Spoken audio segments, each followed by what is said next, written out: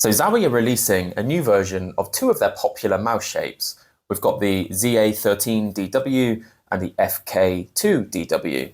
I actually don't know if Zowie are planning to release a S2-DW, but man, I really hope so. So the main feature changes in this revision here are the fact that these mice are finally wireless. The weight is down to 65 grams for the FK2 and 66 grams for the ZA13. And when using the enhanced receiver, you can now achieve 2K and 4K polling rates, and the overall button implementation has been phenomenal. The side buttons and mouse 1 and 2 are very well dialed in and feel extremely satisfying to press, and the classic scroll wheel feels a little more balanced on these revision D mice compared to the revision C units I have here, including my U2. And despite me trying my hardest to provide Zowie with some critical feedback on the design of these mice, I really couldn't come up with much that I would suggest as an improvement or an area to change. After all, these are community favourite shapes, and with Zowie's keen eye for detail, it wasn't a surprise I could only comment on the mouse feet included in the box, which are an improvement on previous iterations.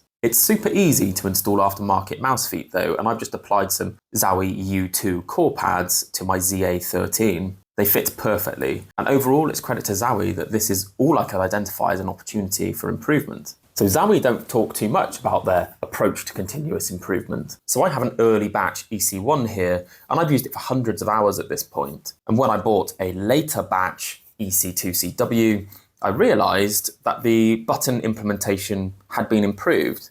They'd made big changes to the side buttons, and they feel much more dialed in the later batch EC2, and the clicks felt better, in my opinion, as well. In addition to that, they'd fixed the horrible sounding scroll wheel from the EC1. So those somewhat small changes make a big difference to the way the mouse feels overall, and it helps me realise that Zowie aren't complacent, and they are striving to improve their products over time. Zowie do have an attitude of continuous improvement, and it doesn't often get communicated. So my experience of the FK2 and the ZA13 is that the continuous improvement has in fact continued into these models too. And the overall feel of these mice are truly top tier, and it feels pretty close to perfection for me. To evidence the improvements Zowie have made in their revision D mice, I'll refer to the clicks feeling extremely dialed in.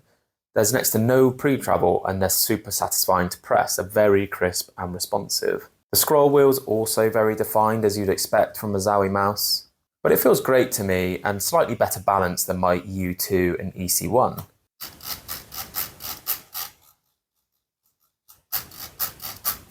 The side buttons are extremely well tuned too. They're on par with my Viper V3 Pro side buttons, which I'd consider to be pretty close to perfect. So I genuinely can't fault the button implementation on these mice. They're really, really nicely done. The coating also feels great. It's maybe not quite as much as a fingerprint magnet as the U2 was, but it's still just as grippy. So if you've never unboxed a Zowie mouse before, you get 2 sets of replacement mouse feet in the box. You get a USB receiver and also an enhanced receiver. On the bottom of these mice, you can see a slider option to switch between these 2 receivers. And I love this convenience for when I'm working on 2 computers in my home office, which does happen from time to time. It takes half a second to flick the switch on the bottom of the mouse, and then before you know it, you're operating on the other computer. It's super convenient, and I wish more brands would do it. The enhanced receiver is such a great feature in its own right. Zowie claim the receiver has good stability when compared to normal USB dongles. Some people claim to be able to feel the difference between the enhanced receiver and the normal USB dongle. I personally can't feel the difference, but I love the fact that the enhanced receiver also functions as a charging dock for the mouse. That again is incredibly underrated as a feature for this mouse. You just plonk the mouse on top of the receiver, and if the LEDs on the top of the mouse blink, it means that the mouse is charging. So if you aren't familiar with the FK and the ZA shapes, I'll do my best to explain that to you now. The FK2 has a very low height profile, and therefore it's not commonly used for palm grip. It is the perfect style of mouse for fingertip grip though, or claw grip if you like minimal palm contact in your claw grip. And that's because it has such a low profile, and the back hips of the mouse extend low and all the way to your playing surface. So while in claw with the FK2, the hump kind of slides underneath your thumb and pinky pads. So when I'm aggressively clawing this mouse, I get no contact with my palm whatsoever, and I'm solely reliant on my thumb and pinky pads to provide the stability that you'd often get in claw. Alternative grips include a nice relaxed claw, and I grip the back hump with my thumb and pinky knuckles and rest my fingers into the nice tapers at the front of the mouse. In fingertip grip, the FK2 feels a little longer than my G-Walls HTX, and when I fingertip grip in the middle of the mouse, the long, low extended hump often slides under my thumb and pinky pads, making light contact there when I draw the mouse back to manage my recoil. I don't mind this, as the contact adds stability to my aim, but if I grip further back on the mouse, the contact issue in fingertip grip is mitigated. And this will all depend on your personal preference for fingertip grip style. If you like gripping in the middle of the mouse, prepare yourself for some thumb and pinky pad contact, whereas if you like gripping at the back, I think you'll have a wicked experience with very little contact with a large range of motion. So the FK2 has some nice shape to the sides, which does support a variety of fingertip grips. It has a fairly wide back end that comes in narrow at the hips and then flares back out again towards the front slightly. The ZA13, by comparison, offers a really prominent hump and some nifty anchor points on the front end of the clip bumpers for added stability and grip. I love the ZA13 for both aggressive and relaxed claw. I can also palm the ZA13, but I'd enjoy this more on a maybe slightly bigger model because my hands are quite big at 21 by 10.5 centimeters. In aggressive claw, the hump feels very tall inside my grip. I personally really like this. It gives me a lot of stability and some nice tangible anchor points for my knuckles and fingers.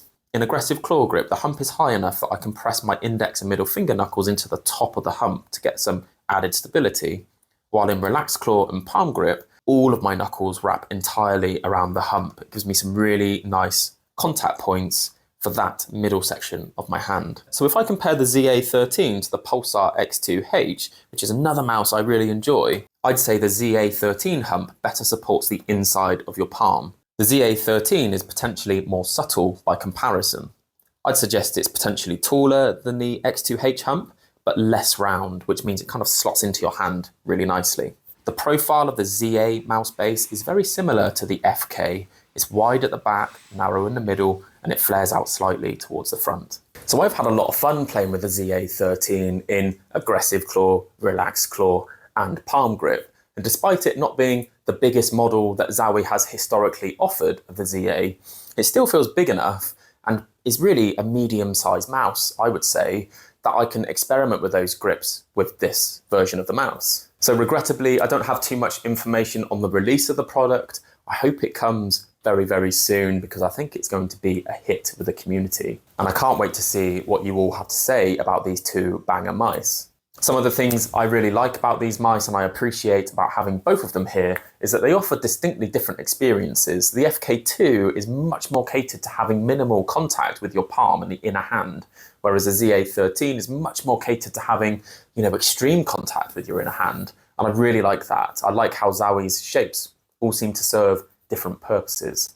I actually really hope that they are also producing an S2-DW, and my only hope is that they've only sent me 2 of the 3. We'll find out soon if other reviewers have the S2 model. If not, I'm sure it'll be coming in the future. All right, thank you so much for being here. That's it for today. Take care now. Bye-bye.